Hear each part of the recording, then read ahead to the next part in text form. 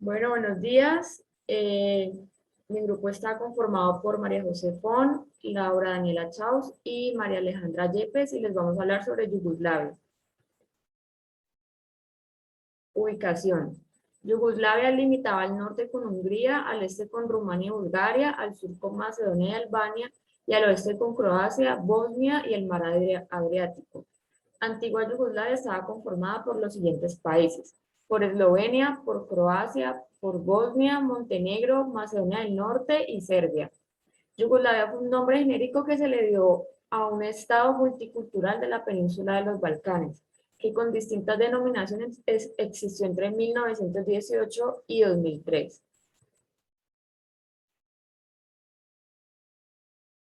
Contexto histórico. Tras la Primera Guerra Mundial se realizó la coalición de imperios, se adquirió el movimiento de las nacionales yugoslavas, con un objetivo común que era la formación de un Estado yugoslavo que agrupara a serbios, croatas y eslovenos. Con el fin de la Primera Guerra Mundial, las potencias centrales se desmembraron, naciendo nuevos estados. Esto llevó a que se formara en 1918 el Reino de los Serbios, Croatas y Eslovenos, como compromiso de afianzar su carácter multicultural. Posteriormente se anexaron los territorios de Croacia y el norte de la actual Serbia a través del Tratado de Trianón y se conformó el Reino de Yugoslavia. En 1921, la nueva constitución de tipo centralizado provocó la aparición de un movimiento de posición croata contrario a la política hegemónica de los serbios. En 1929, Alejandro I dio un golpe de Estado desde el trono y cambió la denominación del territorio, que pasó a llamarse Reino de Yugoslavia. Esto buscó unir al país en política y economía a pesar de tener diferentes nacionalidades y religiones. En 1934, Alejandro I fue asesinado en Marsella por activistas de un grupo croata y esto tuvo ayuda fascista. A raíz de esto se creó un gobierno provisional presidido por el príncipe Pablo. El príncipe Pablo ejerció el poder hasta 1941, cuando tuvo que unirse al pacto tripartito. Hitler decidió ejecutar acciones militares para tener control en Yugoslavia y prepararse para la guerra. El país dejó de existir de facto el 6 de abril de 1941, cuando Alemania bombardeó Serbia y luego lo invadieron Alemania, Bulgaria, Hungría y Rumania, y se repartieron entre ellos. Cuando los aliados ganan la Primera Guerra Mundial, vuelve el país, pero ahora crearon el Estado Independiente de Croacia, el Estado Independiente de Montenegro y el Estado Independiente de Serbia. En la Segunda Guerra Mundial, tras la victoria del movimiento de los partisanos, que fue una resistencia contra las potencias del eje, esta fue liderada por Tito, se refundó el país como una nueva Yugoslavia socialista. En 1946, con la constitución de la República Federal de Yugoslavia, se establecieron 6 repúblicas constituyentes: Bosnia, Croacia, Eslovenia, Macedonia, Montenegro y Serbia. Luego, en noviembre de 1946, se estableció como Estado socialista y se llamó República Federativa Popular de Yugoslavia. En 1953, Tito fue presidente y en 1963 fue declarado presidente por vida. En 1963 se llamó República Federativa Socialista. Yugoslavia, Estado federativo, fue socialista formado por 6 repúblicas socialistas igualmente.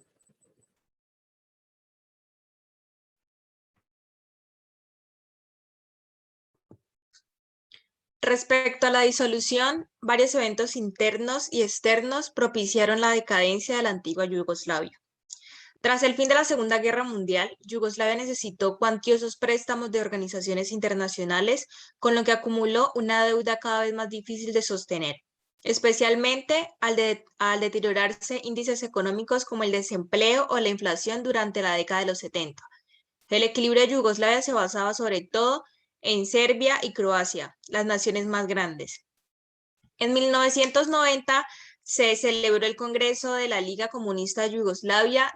Eslovenia se enfrentó con Serbia por el rumbo que debía tomar Yugoslavia.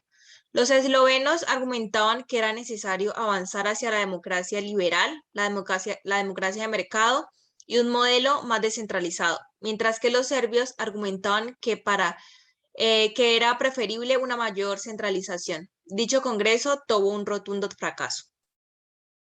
Eslovenia declaró que que convocaría elecciones pluripartidistas en su república para abril de 1990. Y a reglón seguido, cada república fue celebrando sus elecciones hasta finales de año.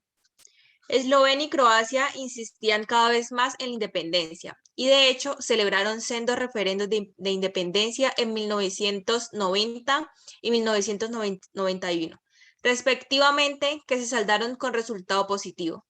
Por otro lado, Serbia y Montenegro mantenían que era necesaria una recentralización de Yugoslavia o por lo menos la creación de una Yugoslavia en la que viviesen todos los serbios y otras repúblicas que así lo deseasen. Por último, Macedonia, Bosnia y Herzegovina tenían una posición intermedia. Defendían la continuidad de Yugoslavia, pero en un modelo más federalista. El acuerdo fue imposible y el 25 de junio de 1991, Eslovenia y Croacia declaraban su independencia respecto de la República Yugoslavia. Estado de facto dejaba de existir para hacerlo poco después de iure. Macedonia también declaró su independencia en 1991, aunque la separación fue predominantemente pacífica. En Bosnia y Herzegovina, otro referendo avaló la cesión en mayo de 1992. Los serbios que vivían en Bosnia declarando su propia república independiente, después y hasta hoy llamada República Srpska. En medio de las guerras, en 1993, la ONU creó un tribunal internacional para juzgar a las personas presuntamente responsables de graves violaciones de derechos humanos. Respecto a la independencia, lo primero que hay que entender es que la zona de los Balcanes es un área geográfica habitada por varias etnias que se vieron sometidas al sometimiento de varias potencias en cada fase de la historia, buscando siempre la expansión territorial y el control del poder, desde el Imperio Romano, el bizantino, el austrohúngaro y el otomano. Sumado, tenemos el aspecto de las disputas religiosas, ya que cada pueblo tenía sus propias creencias y las potencias venían con otras ya preestablecidas. A partir de esto, durante el siglo XIX, surgen los movimientos nacionalistas, los intelectuales croatas, eslovenos y serbios abrazaron la idea del yugoslavismo y quisieron darle a ese país la figura preponderante. Este movimiento nacionalista que surge como un sentimiento del territorio y la diferenciación con otras naciones, como la respuesta a la discriminación por parte de otros estados y de otros ciudadanos y etnias, y sirvió como una oportunidad para Rusia como potencia y como estrategia en la región. Pero fue desde el finales del siglo XIX y XX que los nacionalistas eslavos que pertenecían a la intelectualidad comenzaron a discutir sobre cómo debía ser la organización política de los Balcanes y nacieron dos corrientes. La primera creía que se debía crear una gran Serbia formada por el Reino de Serbia, que incluyera a Bosnia, un tramo de la costa adriática y parte de Croacia y Eslovenia. Y por otro lado estaba el proyecto yugoslavo. El primer proyecto era centralista y monárquico, y previa que fuera una dinastía la que al final fuera la que ocupase el trono. Mientras que el proyecto yugoslavo abogaba por la formación de un Estado federal y era defendido por los bosnios, eslovenos y austrohúngaros. Los defensores de este modelo argumentaban que estas comunidades balcánicas había sido el único pueblo en la Edad Media y por lo tanto debían restar las diferencias las que los separaban, especialmente las religiosas, y por ello se debía aunar fuerzas en la construcción de un Estado federado. Habiendo pasado por las dinámicas de la guerra, la creación de Yugoslavia tuvo lugar al finalizar la Primera Guerra Mundial y tras la descomposición de los imperios centrales. Algunos autores consideran que el Estado de Yugoslavia tuvo un error porque se declaró el Estado cuando aún no se había agotado por completo las discusiones sobre el modelo de Estado. y no había un consenso sobre ese punto. Aún con esto, el 1 de diciembre de 1918 se proclama Yugoslavia con la dinastía Serbia Karađorđević en el trono. Con Alejandro I comenzó formada por los países de Serbia, Croacia y Eslovenia y los territorios de Bosnia, Herzegovina y de Kosovo, quien gozó de una mayor autonomía y funcionado como una especie de estado satélite.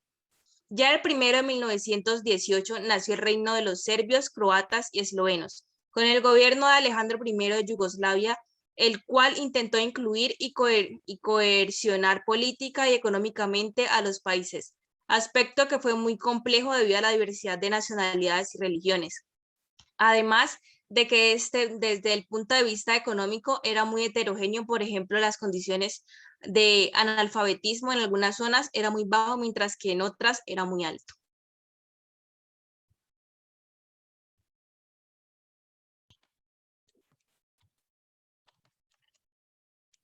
Entonces pasaremos a los requisitos de reconocer a un Estado como persona en el derecho internacional. Comenzaremos por el primer requisito, que es la población permanente. ¿Pero qué entendemos por población permanente? Es un elemento indeterminado del Estado. De forma más sencilla, son los habitantes de un país y estos podrán tener la calidad de nacionales o no nacionales o migratorios. En realidad, el concepto de nacionalidad es poco importante en este punto. Lo más importante es si existe la relación de exigibilidad entre el ciudadano con el Estado. Tenemos entonces que el ciudadano debe ser capaz de exigirle al Estado protección y el Estado pide cumplimiento de la ley. En el censo de 1964 se tenía 19 millones de habitantes viviendo en Yugoslavia, pero no todos pertenecían al mismo grupo poblacional o compartían costumbres, cultura o prácticas religiosas. A pesar de esta falta de unidad bajo una misma declaración de nacionalidad, todos vivían y hacían parte de Yugoslavia, cumpliendo así este requisito. Pasemos entonces al segundo requisito, el territorio determinado. Este debe ser un espacio geográfico de tierra firme, espacio aéreo y aguas colindantes, y el subsuelo. Todo eso sobre lo cual se ejerce un poder soberano o lo que llamamos la soberanía. Yugoslavia estaba formada por 6 repúblicas federadas: Croacia, Serbia, Eslovenia, Bosnia, Herzegovina, Montenegro, Macedonia y las regiones autónomas de Kosovo y la Voivodina, con una extensión territorial de 256.850 kilómetros cuadrados. A grandes rasgos, Yugoslavia se divide en 3 grandes regiones geográficas: la llanura de Panonia al norte, la costa adriática al oeste y la zona montañosa central. En conclusión, sí cumplimos con el requisito de territorio determinado. Nuestro tercer requisito a analizar es evaluar el gobierno. Debemos iniciar mencionando que el Estado no es sinónimo de gobierno. La principal diferencia es que el Estado representa a toda la nación, mientras que el gobierno, si bien debe gobernar para todos los ciudadanos, representa los intereses de una parcialidad, que aunque mayoritaria, hace valer sus intereses por encima de los del resto de la comunidad. Esa diferencia nos ayuda a mirar las diferencias entre la jefatura de Estado y la jefatura de gobierno. Yugoslavia adoptó un modelo federado. La Asamblea Nacional de la República Socialista Federativa de Yugoslavia consta de 5 consejos: el Consejo Federal, el Consejo Económico, el Consejo de Instrucción Pública y Cultura, el Consejo de Política Social y Asistencia Médica y el Consejo Político Administrativo. Para el Consejo Federal puede ser elegido todo ciudadano con derecho electoral, pero para los demás consejos solamente pueden serlo los ciudadanos que trabajan en el sector correspondiente. Por ejemplo, para miembros del Consejo de Política Social y Asistencia Médica debe ser elegido un ciudadano empleado en una institución social o sanitaria o un funcionario del sindicato que agrupa a los trabajadores de ese sector. Los consejos cuentan cada uno con 120 diputados. La elección para el Consejo Federal es directa, mientras que los demás diputados los delegan las asambleas municipales. Cada asamblea de república delega para el Consejo Federal a 10 diputados y las 2 regiones autónomas, Voivodina y Kosovo, delegan 5 diputados. Estos constituyen en total 70 diputados, lo cual es el Consejo de Pueblo o Nacionalidades de la Asamblea Nacional. consejo que tiene determinados derechos y deberes en cuanto a la tutela de la igualdad entre los pueblos yugoslavos y a los derechos de las repúblicas definidas por la Constitución. Los consejos ejercen autónomamente una parte de sus competencias y otra parte lo hacen junto con otros consejos. El Consejo Federal discute autónomamente los asuntos de política exterior, promulga leyes y otras disposiciones inherentes a este sector y ratifica los convenios internacionales. Este consejo y el presidente exonera al presidente y a los miembros del Consejo Ejecutivo Federal y Gobierno yugoslavo, a los presidentes y jueces de la Corte Constitucional, del Tribunal Supremo y del Tribunal Económico Supremo de Yugoslavia. Designa y destituye a los secretarios de Estado, a los secretarios federales, al comandante supremo, adjunto de las Fuerzas Armadas, etc. El Consejo Federal considera en pie de igualdad con el Consejo Económico las cuestiones económicas, establece las leyes y otras disposiciones inherentes al sector económico y define los planes sociales federales. Estos son los anuales y en varios años, pues pueden, los de siguientes años. Discute con paridad de derechos con los demás consejos los diferentes problemas y dictamina leyes y otras disposiciones que incumben a estos consejos. Los consejos de las comunidades laborales, el Consejo Económico, el Consejo de Instrucción Pública y el de Cultura, junto con el Consejo Político Administrativo, pueden considerar autónomamente cada uno en su esfera de actividad todas las cuestiones de interés para las organizaciones laborales que representan y tienen el derecho de formular recomendaciones sobre estas cuestiones a los correspondientes organizaciones autónomas y a los órganos estatales. Por último, nos encontramos con el requisito de la capacidad de entrar en relaciones con los demás estados, el cual podemos decir que sí se cumple. ¿Por qué? Yugoslavia tenía relaciones de índole económico que dejan ver la capacidad de establecer acuerdos con otros países, con otros estados. En el año de 1963, Yugoslavia comerciaba con 113 países, 26 europeos, 29 asiáticos, 30 africanos y 13 de Norte y Centroamérica. 11 sudamericanos y 4 de Oceanía. Firmó alrededor de 240 nuevos acuerdos comerciales de colaboración económica y cooperación industrial con 55 países. De 1958 a 1973, el monto total de los créditos concedidos por Yugoslavia a los países en proceso de desarrollo ascendió a 400 millones de dólares. Con esto tenemos en conclusión de que Yugoslavia cumple con los 4 requisitos del Convenio de Montevideo.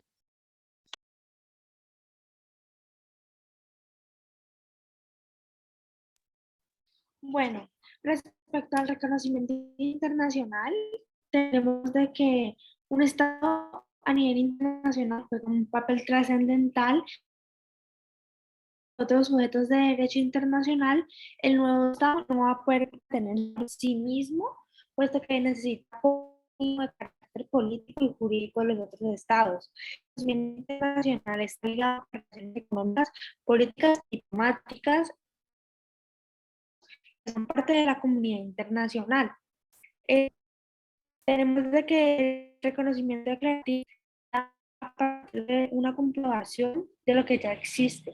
Es decir, que un Estado tenga soberanía, territorio y gobierno, entonces otro Estado va a aprobarlo y de esta forma está reconociendo que es un Estado, pero no está formando ni tampoco está constituyendo al Estado. Por otro lado, el constitutivo surge en el momento de que un Estado es reconocido por otro y de esta forma va a surgir jurídicamente y va a gozar de capacidad.